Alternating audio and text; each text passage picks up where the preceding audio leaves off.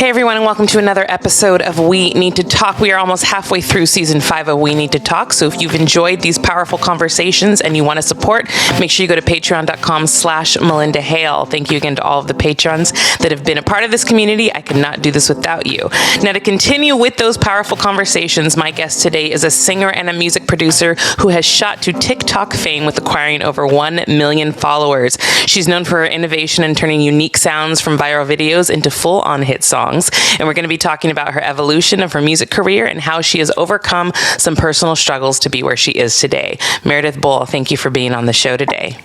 Thank you for having me. Of course. As a singer myself, I haven't made that step into dabbling into music production, but I am always in awe of how music producers essentially create something out of nothing and it becomes the whole song, because really the production makes the song. You can have a well-written song, but if it isn't produced well, it can make or break it. But for you, listening to the music that you do and what you created, I was really, really impressed of what you were able to create out of cat sounds, for example. Like, it really just blew my mind. But when did your music passion and doing music production kind of come to fruition in your life? Or when did you really start to decide, hey, this is what I want to do? So I've known that this was the career path for me since I was born. It's the only thing I've ever known. I started performing when I was 4. And it's what I feel I'm here to do. Yeah. Who were you influenced by growing up musically? It's really wild. The first album that I ever had was Natalie Cole, Unforgettable. Oh, I love that album. It's amazing, right? It is amazing, yeah. I grew up on Natalie Cole, so you already have my heart, yeah. So my grandparents loved Natalie Cole, and they used to come spend the summer with us every summer, and that was my favorite album that they would play. Yeah. And one year when they left the CD behind and gave it to me. And I really feel like I started training my voice when I was about 7, which is around the same time I got that album. And I think like the songs I used to perform when I was a kid were like Orange Colored Sky, Paper Moon. So that's like how I learned to sing, was like around that kind of style. Yeah. But then I focused on musical theater mostly until I was out of high school. So I think my sound is like an amalgamation of pop music, musical theater, funk, jazz. It's all over the place. It's very eclectic. Yeah. Which I think a lot of musicians and singers in general, they pull from different genres that they're influenced by. Because I don't think anybody listens to just one genre of music, right? Totally. So when you started doing what you're doing now, which is taking different sounds from TikTok videos and creating them into songs, what gave you the idea to start doing that? Because really what you're doing is incredible. I want you to know that. It's so cool. Oh, thanks. Of course. Thanks so much. It was just procrastination. I love that answer. It really was. I had, it's pandemic, and obviously TikTok had really become something different because of the pandemic, at least in our country. And a lot of people that were in the same sort of circle as me that were like independent musicians were like, you're going to miss out if you don't try to jump in on this, because there's a lot of opportunity here. Yeah. And so I was... If you look at my YouTube, you'll see that I did something like this a long time ago. I used to listen to Chris D'Elia's podcast, and I made a song out of his audio from one of his episodes just for fun, and also from Procrastination. Yeah. And then a year later, here I was, and I found a video of a kid falling on the playground, and he smacks his face into the pebbles below the playground, and then he lifts his face and he giggles.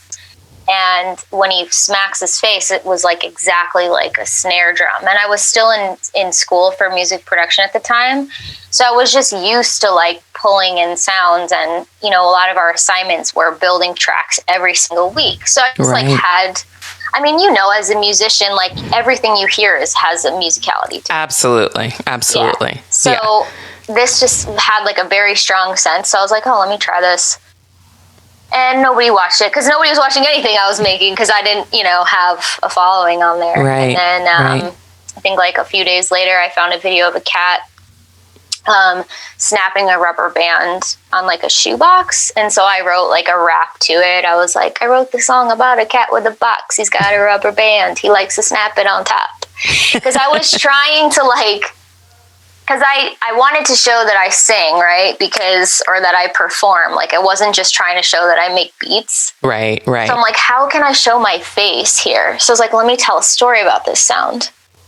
So that's kind of how it happened. And then, it's kind of just become its own thing. Yeah. How have you found, though, that TikTok has been for indie musicians as opposed to other platforms?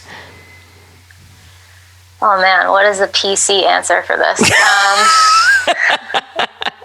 You don't have to be PC. You could be very honest, very, very honest, open. I know, but girl, I'm still trying to, climb this ladder. I get you. I get you. No, I think it's hard because at first I was like, wow, what an amazing time that we're living in. Because it's true. You can absolutely find an audience on TikTok that you will never be able to find anywhere else. Yeah. But there is still the gatekeepers there that are the same gatekeepers outside of there. They've already made it to TikTok. And that's been a little disheartening, is kind of being like, oh, I still have to find the secret keys to the gates. If I want to scale more, there's like only so much you can do. Right. But I would still never stop there's certain friends I have in my life that do something really unique. Like, I have a friend who creates like one-of-a-kind Ghostbuster pieces that are like replicas and stuff. And he's so talented, and somebody like him has such a niche on there. And so there's certain friends in my life, or I have a sound healer friend who does like prolific work with sound healing and frequencies.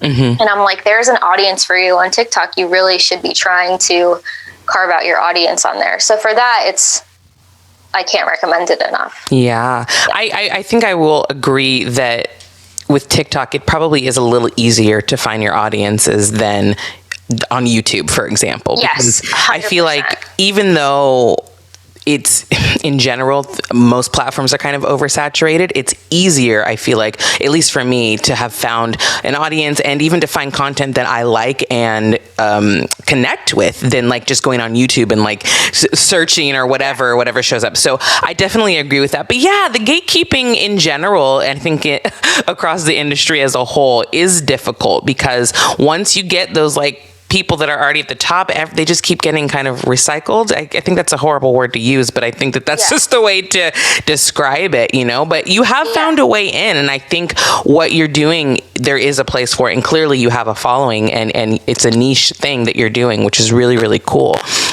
So going back a little bit though, with your experience in just performing and doing music productions and so on and so forth, talk a little bit about when you were a part of the Disney and Lucasfilm Strange Magic. So I auditioned for this like weird, quirky George Lucas penned fairy story in like 2011, and we worked on it for 4 years. Wow. And in that time, Disney purchased Lucasfilm, and then the project was like on hiatus, and then it was like indefinite, but then they like started zhuzhing it up again, and then they like fired everybody and rehired and moved everybody around. And luckily I was part of the project the whole time, but I saw a lot of people come and go, which was kind of sad. People that had been like on the project since its first development, even before the 4 years that I was on it. But it was really cool. I had never been part of like animated feature. And so just to see kind of like the trajectory of the work, how it's created. Yeah. That job, it's been fortunate for me that it's led to a lot of other work in a similar vein. Like I've done a lot of demo work for feature animation, like the Smurfs and Trolls, and a lot of those films have demo vocalists because there's so much work involved in tweaking the storyline and the animation. It's really expensive. Yeah. So they kind of lay down scratch vocals a lot of the time, and then they kind of bring in the big guns, the big expensive guns at the end. Yeah. But yeah, it was really cool. It has like its diehard niche fans online. Back a few years ago when Reddit was still really, when Tumblr was still really big. Mm-hmm. I used to connect with like the fan base on there. There's like a ton of like fan fiction and stuff. But it's definitely disheartening that because Star Wars was the first film to be we were the first film to be released under the umbrella with Disney, but of course their attention was elsewhere because now they had Star Wars. Yeah. It was a little sad to see that it didn't really get the attention you probably felt it deserved. Yeah. Because it sounds like it was a fun project to be a part of. Yeah. It also changed, like, Disney changed the whole storyline to kind of make it more like in line with their rhetoric. So that was a little weird too. Yeah. Is doing more animated movies or short films something that you want to do in the future? Yeah, I still audition for animation like on a weekly basis. I voice a couple characters on different animated projects. I think it's a great job. I also hear all that stuff musically, like I hear it as a song before I read it. Yeah. So I think like singers are really great for voice work. Absolutely. Yeah. So in terms of your music, have you felt that being a female music producer has been challenging in any way, shape, or form? I will say it's challenging in so I'm really passionate. I'm glad you asked this question because I'm super passionate about this. And I think that there's a couple of things I think. So the first thing I think of why there's less female producers is the way that the information is taught. I think that females are more like emotionally inclined. We're more in touch with like our emotional needs and like processing what we're feeling. Like information kind of comes in, we feed it through like this emotional feeder of emotional intelligence. And I think men are much more like analytical. Obviously there's exceptions to every for sure. But I think like the majority, or at least for me, this is why. So when I got to school, I was like dragging my feet because I could never self-teach because I just could never pay attention long enough to watch like a YouTube teacher because it was just like so analytical. It was so hard for me to retain the information. And so I noticed that when I had different teachers at school that would like tie emotions to lessons, like they'd be like, the reason why we use this kind of, or like, we're going to use this kind of wave shape because it's going to give us this type of sound, this gritty, dark feeling, right? And then I'd be like, oh, I can tie an emotion to that and I can understand why I would use that thing. But if you just say these are the different kinds of sound waves, I can't retain it. So I've been thinking a lot lately about how if there was like another, because it's going to become more popular, but obviously like just how now you can go to a different kind of high school for different types of learning. Right. I think there will be more like teaching modalities for how this information is taught. And I would be like curious to see what a program would look like that is more intuitive for like emotional learners. Interesting. Yeah. And then somebody once, when I was in school, one of my teachers mentioned, he was like, he thinks the reason why there's less female producers is because people are more willing to help females. And kind of the reason why I went to school was because I didn't want that kind of help anymore. You know what I'm saying? And so, because it's not always just help. Yeah. And so, because if people had just helped me, that would be a little bit different. And I think it's more like what I was saying of just like the learning style. It's just, we would rather like be writing the songs and the lyrics and telling the story, I think. Obviously there's lots of female producers that don't sing. Right. But I think there would be more girls doing it if maybe it was taught a little bit catered more to like a female learning style. Yeah. That's interesting, but it makes complete sense just looking at the scope of the music industry and how everything pretty much is kind of filtered through. I hate to say it's misogynistic, but it kind of is, just in how they approach everything. It really is catered to men. So I think that would be interesting. And hey, maybe you could be the person to start it. You never know. Yeah, definitely. I thought about it. Like, I've thought about doing like a beginner class, you know, for women to kind of, you know, just get the basics so that they can remember them and it doesn't feel so overwhelming. For sure. And especially since you're already doing it and you've become successful doing it, it would be great for people to see, oh, there is a female doing it, so I am able to do it as well. Because I talk about representation a lot on this show in terms of race and gender and identity. And if you don't see somebody that looks like you in any way, shape, or form doing what you want to do, you're going to start to doubt that you're going to be able to do that. Yeah, for sure. And I think it's important to become those things and to find a circle of people that empower you with like the confidence when maybe you aren't seeing representation for what you're doing out there. Yeah. To have a group of people that can kind of cheerlead you on and be like, no, you're doing the right thing, keep going. And to become the thing that you don't see. Right. You know? Right. Yeah. So we both know that the music industry is, you know, a corrupt place, and it is difficult to just navigate in any way, shape, or form. And I know you have been open about being sober for many years and being in the music industry. So talk a little bit about that journey for you and how you've gotten to where you are today. Well, let's see. I think like I wish there were more examples of young people in long-term recovery. I think we see lots of examples of famous musicians, pop stars that go in and out of rehab or have stints. And I think there's a reason why things are kept private to protect people. And I think that's important too. There was this movie that came out a few years ago called The Anonymous People, and it was about how we need more people in long-term recovery to be more vocal about their recovery, because you hear more about like the train wrecks that are in and out of rehab and what they're doing than like the person like Anthony Hopkins who's been like sober forever. And, you know, Lana Del Rey, I think, has been sober since she was a teen, and she's been pretty public about that. But yeah, I think you don't see a lot of people like me that are in long-term recovery. And I mean that like as a female, I mean it as a young person. There's definitely, when I got sober, I was like, alcoholics are only homeless white men.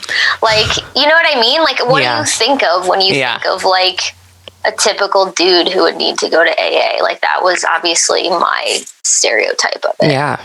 But that's, I feel like that's a societal stereotype for sure. Yeah. And the only way to change that is by, you know, people like me becoming more vocal that like, hey, I wanted to die. Like, and that, the other thing too is like people compare to what they see. So if you're not like the kids, like what's that show, Euphoria? Yeah. On HBO with Zendaya.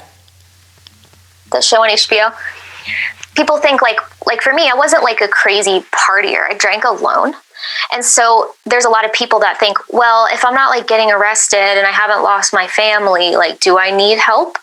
And so having representation that like alcoholism and addiction comes in all shapes and sizes and looks different. I will say the one thing that I have in common with the guy who's middle-aged, who's been to jail or lost his family or lost his job, is that the emotional bottom is the same. It might not have taken me all of those consequences to say, I need help, I want to change my life. And I'm so grateful for that. And I wish high bottoms for everyone, because like they say like the bottom is just when you decide to stop digging. But I think it's important that like, if you feel like, all that matters is how you feel, right? So like, if you feel you need help, if you feel like your life could be better, then get the help. You don't need to be like, you know, getting fired from your job and stealing credit cards and, you know what I mean? Right. Yeah. What was the turning point for you when you knew, okay, I need to get help. It's time for me to go to rehab? It was actually one phone call to my boyfriend at the time. I asked him if he thought I was sick enough to go to rehab because I had come from like a therapist's office, and she was like, you should check out AA. And I was like, I really just wanted to go to rehab. Like, I didn't want to just like go to meetings and like go to AA and get sober. I felt I needed the time away from home, which I did. And I did go. But I needed somebody close to me in my life to co-sign that I was sick enough, which again is what I'm saying is like, it's hard if you don't feel like, if you have enablers that aren't going to say yes because of their own insecurities, or what does this mean about me if somebody in my family needs help? Do you know what I mean? Like, there's a lot to unpack there, but he was like, yeah, I do. And I was like, okay, then I'm going to go, you know, and I hope that everybody has somebody that they trust in their life that if they were to say, I think you need help, that they would listen. And I don't think that happens a lot, but it's important. So you made the distinction that you wanted to go to rehab instead of AA. What for you was the difference? Well, I will clarify that I did go to AA after I got out of rehab, and it's a huge part of my recovery. And I know there's like an anonymous piece, but I highly, highly, highly recommend it. But my point was like, I could go to 9 meetings a day, but if I was still coming home alone at night to my apartment, I was going to drink. I needed like a running head start to get like a level playing field for myself. Right. Luckily, I went to a program that was like, they took us to meetings while we were in treatment, and they like brought us around this little town, and like we went to the local meetings. So I understood it. But I remember the first time I ever went to a meeting was because this therapist was like, why don't you go to meetings? And then like go to a meeting, go to a few meetings, and then next week, like, let's talk about it. And I was like, okay, lady, but like, I need to go to rehab. And so I did. I went to one meeting in the week between. And I remember like there was a lady who was talking about how she like had an addiction to everything. And like if she had a bag of gummy bears, she was going to eat the whole thing. And I just remember feeling so judgmental. I was like, this weak-minded, like it's so messed up because I get it now. Like I totally know what she's saying now, and I'm with that maybe with other things. But we there's this thing we say in program, like, don't compare your insides to another person's outsides. And like, I was doing that, you know, and I couldn't hear the message that I needed to hear because I was just like on a defense and like trying to survive and protect myself. Now I totally get what she's saying. That might not be like my thing. I also was like self-medicating for my own trauma, which is like a whole other thing, and I think is a majority of what's happening to people nowadays. Yeah. So like my therapist was like, you need to stop drinking so you can heal the trauma. And I was like, oh no, lady, like if I could just heal the trauma, I wouldn't need to drink. And she's like, but you can't do it that way. Like you have to be sober and then you can tackle it. So hopefully that's helpful to anybody that is listening. That's maybe like, here's the thing. There's nothing bad that can happen from you, like going to a program like AA. Like if it doesn't work for you, alcohol's not going anywhere. Drugs aren't going anywhere. Like you can pick them up again later. But if you're questioning it, I promise you that regular people are not like constantly questioning whether they need to go to AA or stop drinking or like get help for a drug addiction. Like it's just not a thing that's crossing the minds of That's people a great distinction. Yeah, that's a great distinction. So for you, just in your everyday, is it something that you struggle with, or do you feel that you really got the tools when you went to rehab to be able to conquer it and say, you know, I don't need this in my life anymore? No, like you are an alcoholic for your whole life. So I was really, really active in program until even just a few years ago. I got sober in New York City. So like I got really heavily involved in young people's AA. And I did everything with them. We'd go clubbing. We did like parties. We'd do 4th of July, whatever the holiday was, we made a holiday party out of it. And it was so important that I had a group of people that were young, that were sober too. And those communities are everywhere. Like you can find them. You just need to like speak out to find them or ask, you know, you can call like your local intergroup. But I think it's important to remember that, like, just like how if you'd have an abusive relationship with a partner, if somebody hurts you physically, they say, like, you shouldn't stay with them. Like, it's really hard to ever trust them again because they're capable of that. It's the same thing. Like, you can't turn a pickle back into a cucumber, we say. And so, like, I've already created an abusive, me personally, I've already created an abusive relationship with alcohol. I've already used it in a really abusive way that I don't think could ever just be normal. Maybe years from now, I'll change my mind about that. But already now, like, if I fantasize, like, about alcohol, it's not like having wine with girlfriends. It's like abusing it. And I know that about myself. So I don't have... since I'm in long-term recovery, I don't have, like, the obsession to drink has been removed a long time ago because I did step work and I work with a sponsor. And that is, I think, happens for most people, is like you kind of lose the obsession if you do the work. But the disordered thinking around it of, like, a lot of alcoholics think that if they go back to drinking now after a period of time away from it, that it'll be normal. And it's, like, important to remember that that's not usually the case. And it's okay that that's not the case as well. Of course. And I personally have a personal belief that addiction is really just a personality, a side effect of a creative personality. Because we feel the world so deeply and we feel emotions and we sense energy that sometimes we need to, like, dial it down a little bit, and just the way that we feel the world, like, we could want to abuse things because of our own experience of the world around us.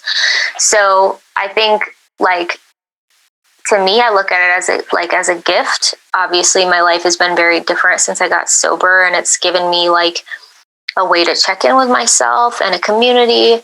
And it's, like, the best thing that ever happened to me. Like, when you actually embrace it and you embrace the community, like, there's so much good there, rather than just, like, being a kid trying to figure out life, which is already so harsh. Having that community and that, like, guideline is really special. What do you feel like the most important thing is that you gained since becoming sober? Perspective. So, like, that obviously translates in all areas of life. I think if you can have gratitude in every moment, no matter what's going on, and just shift your perspective through the lens of gratitude, like, you will be a very much happier person. Absolutely. So being in the music industry, you know, how do you navigate being in those types of environments that might feel triggering in any way?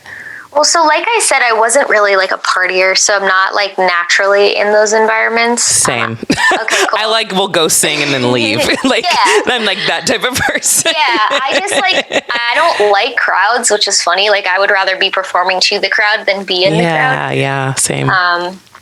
You get it. So that's good. That's good. Yeah. Are you in LA? Yeah.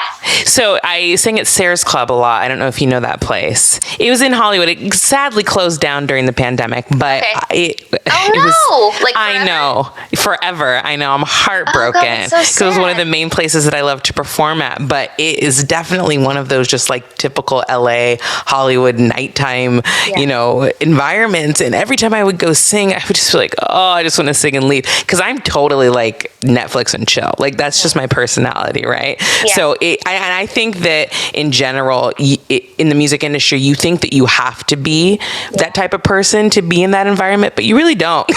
You really don't. No, because look at, like, I've had the most career growth ever in the past year where I was just making videos at home by myself. Yeah. And I think that's just where we are in general. Like, and I'm also curious to see what's going to happen now that we're kind of inching out of the pandemic in terms of live performance, in terms of how people consume content. unfortunate because for the last year, people have been doing live stream concerts. They've been doing Zoom stuff. They've been creating more on TikTok, and people have essentially been fulfilled. And it's unfortunate because I do think that there is something about live performance that can't be replicated elsewhere. But in the same way, I do think that we've gained a new way to consume art and appreciate indie artists in this way. So it's going to be cool to see what happens in the next year, because I think a lot of good actually did come out of the last year in terms of music and art. Yeah, there was a company that I've been talking to, and they've started creating these hybrid events where they're still going to have in-person events, but then there's an additional aspect where it's going to be on Zoom, and then there's going to be like a private meet and greet over Zoom. And I'm like, that's so cool, because we're also connected now internationally. So just think about people that wouldn't be in this country or be able to participate.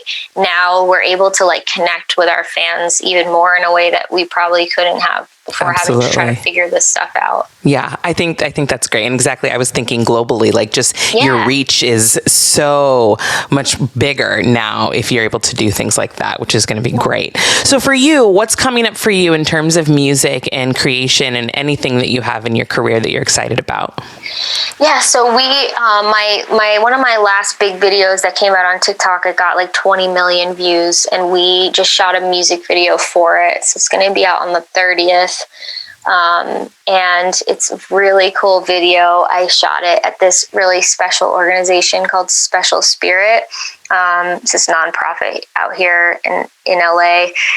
We used their horses and their ranch, and then we also filmed with an influencer cat named Maple Cat, who's like crushing it on Instagram, like huge follow. He's got like the most followers of anyone involved. That's hilarious.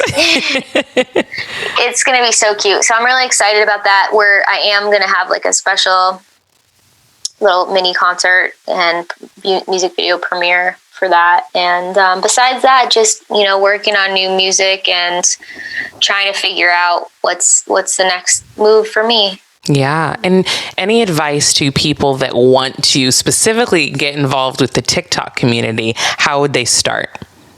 Yeah. So I think the most important thing is to figure out what is unique to you. Like, what can you do that nobody else can? Or what can you do in a way, like, what do you bring to the thing that you do that maybe other people do that nobody else can bring to it? And then really showcasing like that best part of you, like anybody can dance on TikTok, but are you like a really weird dancer? Are you, you know what I mean? Like, what do you do that is unique to you? And then just focus on that. Because if you try to just do what's popular, like there's been times where I've been feeling kind of desperate with my fan base, and I'm like, oh, I know this will get a ton of views because it's a viral trend or whatever. It's like that stuff always flops. Yeah. The minute that I do stuff where I'm so entertained with myself and I'm just like laughing at me, it's like, it's so different, the response that I get, So I would just say, like, do what you love. Do what you love and what's unique to you, and like, you can't fail. I love that advice because it also gives the message that there's a place for everybody. And I think people need to remember that. Yeah. I think there's a place for everyone who's authentic. Like authenticity doesn't lie. And you have everything you need to have any form of success. Yes. You have all the tools. That's beautiful. Totally. That's great. Well, Meredith, where can everybody follow you and all of your cool music and the videos that you do? Yeah, so my music is on all streaming platforms, Meredith Bull. You can find me on Instagram, Meredith Bull Official, or on TikTok, Meredith_Bull. On Twitter, whatever, I'm out here. We out here.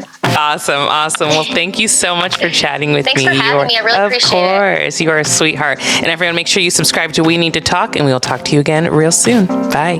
Awesome.